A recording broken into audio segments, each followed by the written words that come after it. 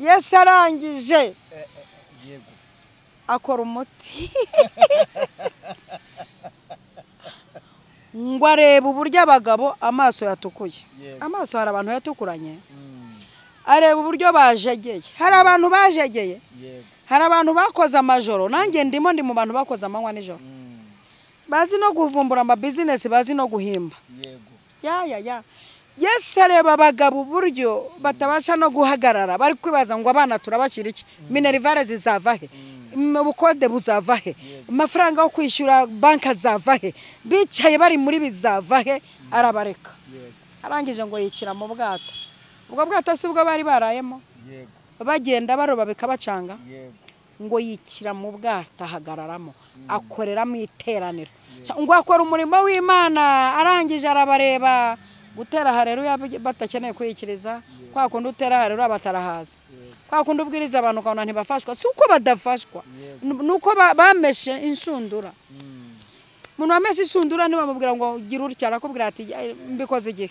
Ibikoresho bya restaurant warashinze ugataha, ameshe inshundura. Mana turashaka kudusubiza tukarembuza bene wacu bari baravuye mu mashuri, tukarembuza bene wacu barabashomeri, tukarembuza bene wacu, nivuga bene wacu sabo muri famille gusa, tukarembuza ibisubizo bituma urembuza umuntu wavuze ko.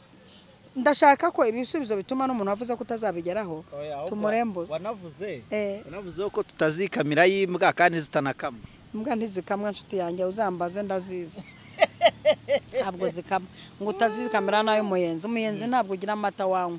Ariko nubwo babivuze turi kunywa za urute za nedo. Nshuti yanjye udukurikiye, ndashaka ko urembuza, ukarembuza nawe ndi wavuze ko ntacyo uzageraho, basi ukamuha n'akazi, sibyo? Kuko ntawe ugira ukundagize.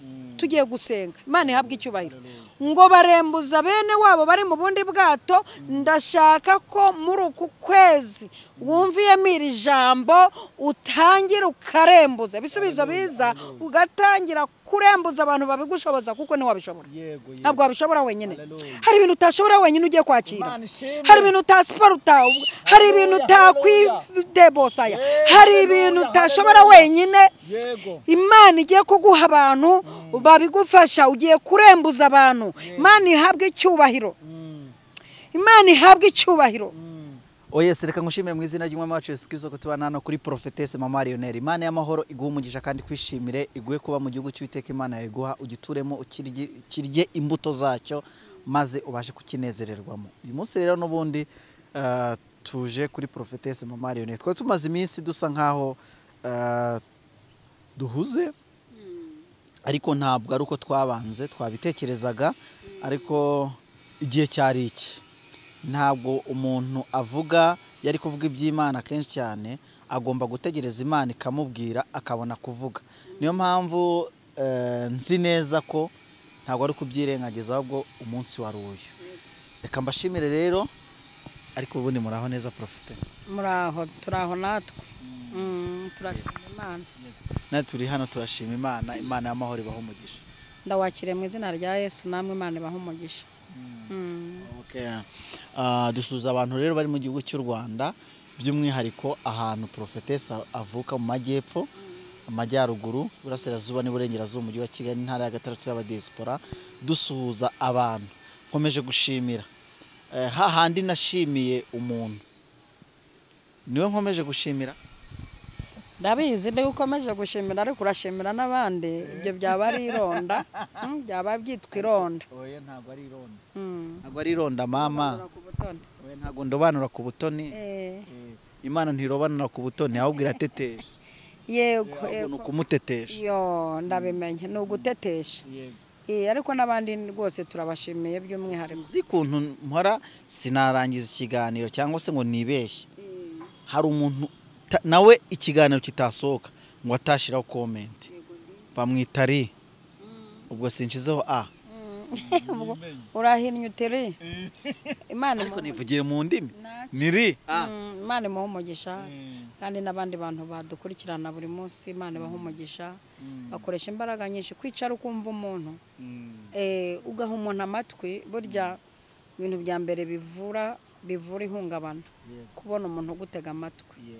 buragiye yo mwicara mukantega amatwi muba muri kumvura ndabashimiye mwese Imana ibahe umugisha twagusaba ugasenga Imana tugatangira icyo umwuka yashize ku mutima wanyu. Mana turagushimiye cyane uri umwami w'amahoro izina ryawe turihaye icyubahiro kuba tukiriho n'urukundo rwawe rwinshi cyane turasabye ngo uyu mwanya umanukire muri iki kiganiro ibyo ushaka ko abantu bumva ubishyira mu kanwa kacu dusaba imitima igiye kwakira ijambo ryawe kuboko kwiza kubane nabo kandi ubakomereze amaboko mbisenze shima mu izina rya Data wa twese Umwana n'Umwuka wera amen amen.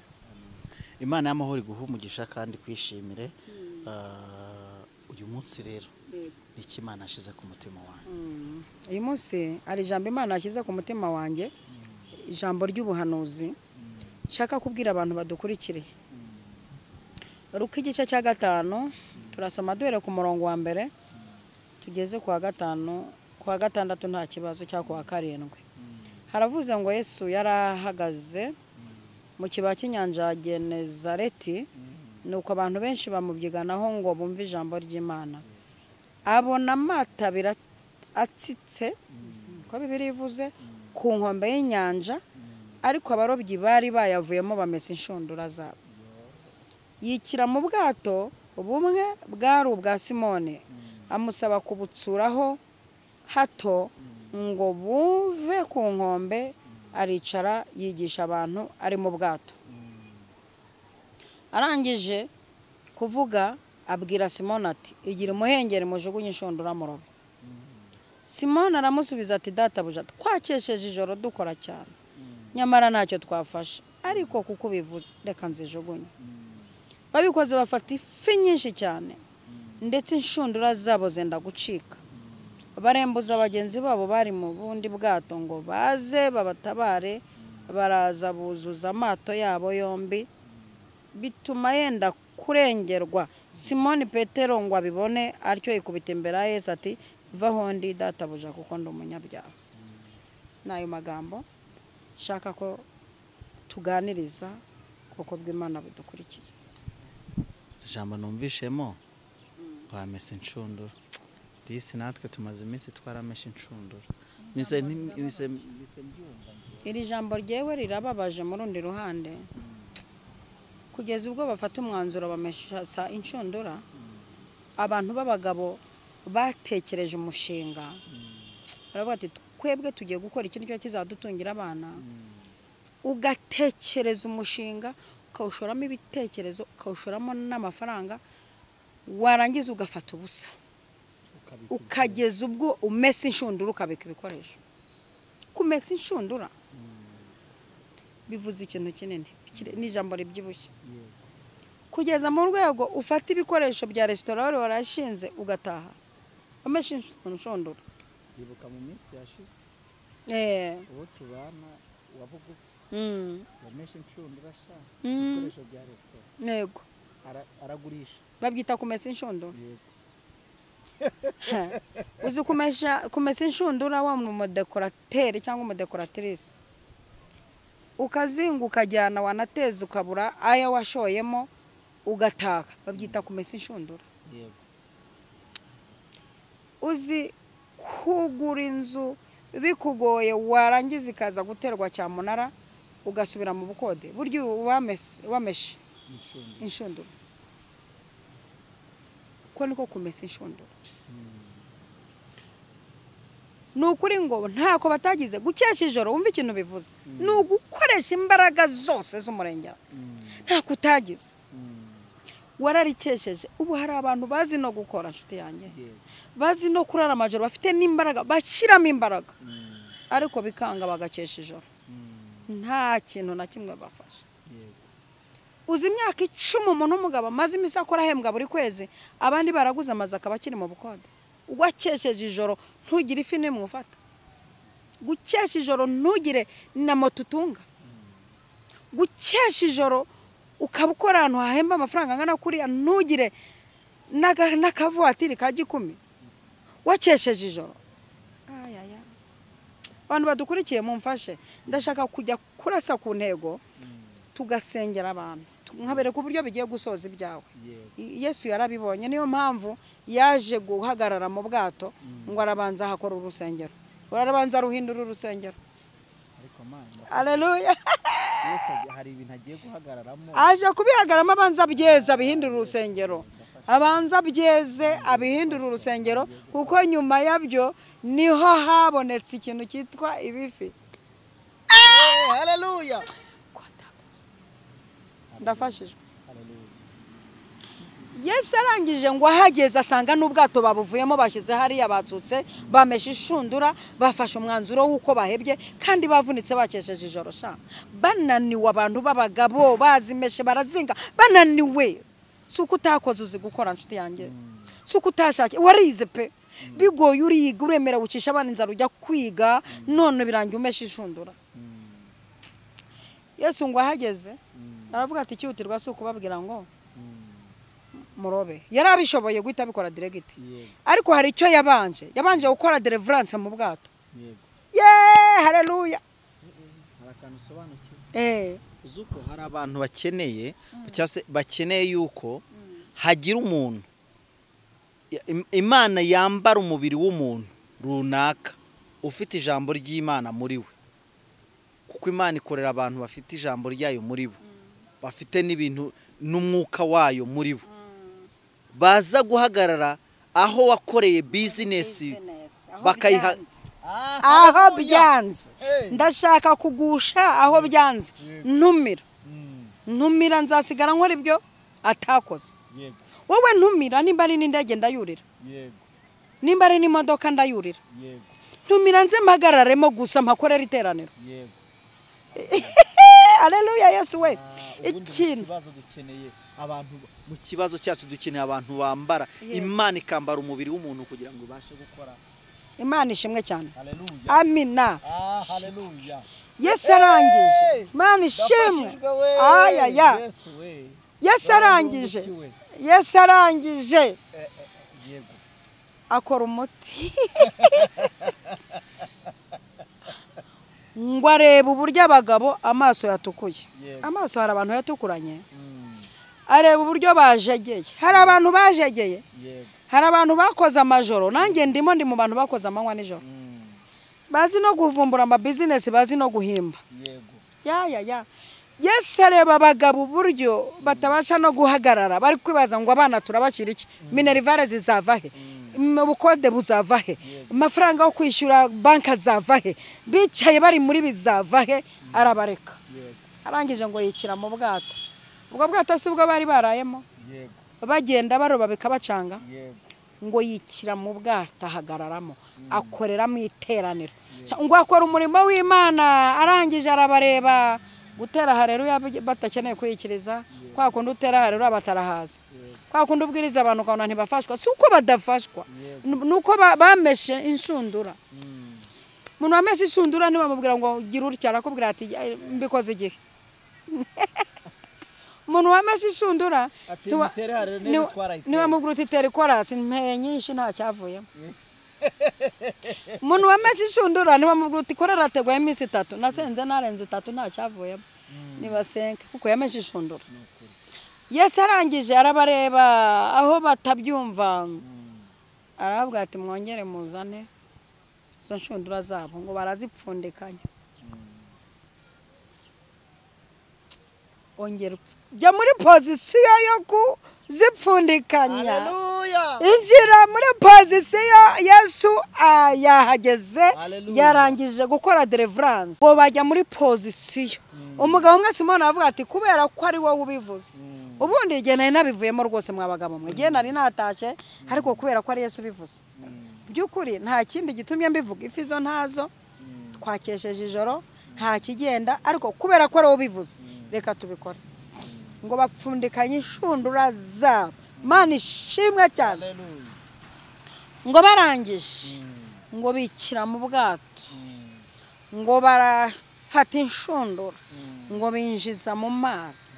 Fata inshundura zawe nona, winjize mu tekitabozaya, winjize, fata igishoro cyawe usubire mu kazi, fata diplome wongera udepoze, ongera usubira gucuruza kuri raseta kuko deliverance yarangiye arangije ngo baroba ifi nyinshi cyane ngo nyinshi babagabo b'ibigango ngo bazirobye zimaze kugera mu nshundura ngo zimaze kuzuramo shundura zitangiye kunyeganyega ngo zuzuyemo ngo bakuruye biranga ko nshaka kugutereka mu bisubizo kurura bikanga naha ngiye gusoreza ndashaka ko wicara mu bisubizo utabasha gukurura ibisubizo utabasha gukurura izi byari byo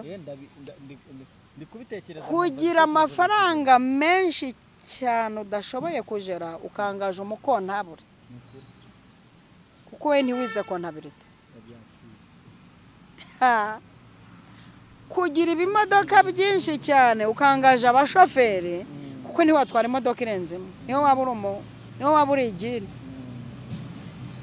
ngo bakurura ibintu byinshi bitabasha gushyiguka Imana ikumere ibisubizo bitabasha gushyiguka utashobora bisaba ko bene wanyu b'abashomeri baza muri kampani kumere kampani bene wanyu bajemo ibisubizo utabasha gukurura wenyine ni ibintu byagutse mu yandi magambo ni ibintu byagutse ni kampani ni ibikorwa bya danje ni ibintu birenze kubitekereza ibintu utabasha gukurura ngo barangije bibananiye babona ko bibananiye batabishobora bonyene umva ko bibiravuze ngo bahita barembuza abagenzi babo Imana ihabwe icyubahiro ngo bari hakurya mu ndi bwato ngo bahita bagira gutya barabarembuza haleluya barabarembuza ngo babatabare baze bafasha gukurubana ibisubizo tugiye gusenga isengesho rivuga ngo Mana turashaka kudusubiza tukarembuza bene wacu bari baravuye mu mashuri tukarembuza bene wacu barabashomeri tukarembuza bene wacu nivuga bene wacu sabo muri famille gusa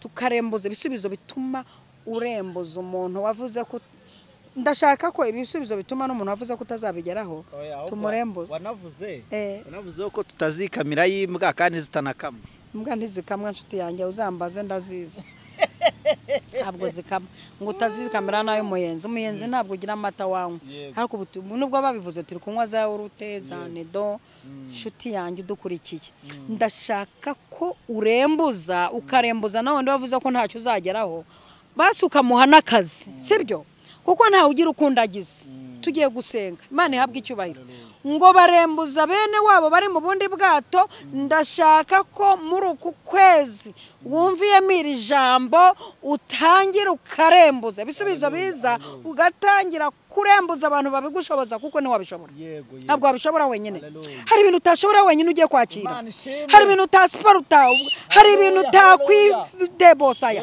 hari ibintu utashobora wenyine Imana igiye kuguha abantu babigufasha ugiye kurembuza abantu Imana ihabwe icyubahiro Imana ihabwe icyubahiro Imana ihabwe icyubahiro ibi bisubizo nibyo nshaka kugusengera mu Uwiteka kabiguha ukategere bosaya ukati otaibo ibi bisubizo nibyo nshaka kukwaturaho Uwiteka akaguha ibisubizo utabasha kujera wenyine Imana ishimwe haleluya Imana ishimwe haleluya Imana ishimwe Imana ishimwe Imana ishimwe Imana ishimwe ibisubizo utabasha kubamo wenyine ibisubizo utabasha kwitungamo wenyine urumva iguhe ku buryo Mana ibintu dushakira bifite ibintu wifuzira bifite iyo bihamagaye biritaba Imana iguha ibintu maze igihe warameshe inshundura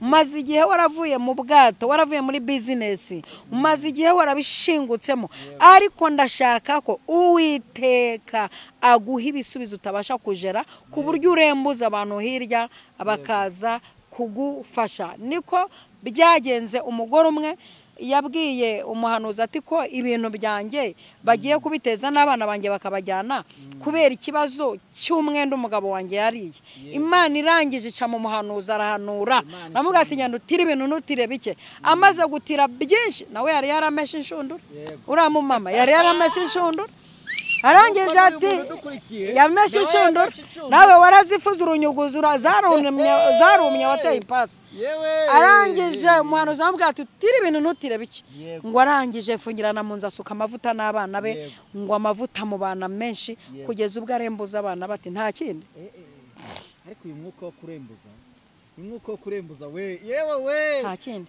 rembuza umukontabure rembuza umushoferi wa kampani rembuza umwavoka rembuza ejo ni narabisobanukiwe ubu ndiyo watangiye kugira ku rwego Yesu yahagaze mu byawe akakubwira ngo ngajugunye ukajugunya ugakuru uharembuza n'abavoka bundi abantu bafite imitungo bundi ufite umutungo bisaba kwiha umwavoka uyikurikirana rembuza haleluya rembuza famiye zize rembuza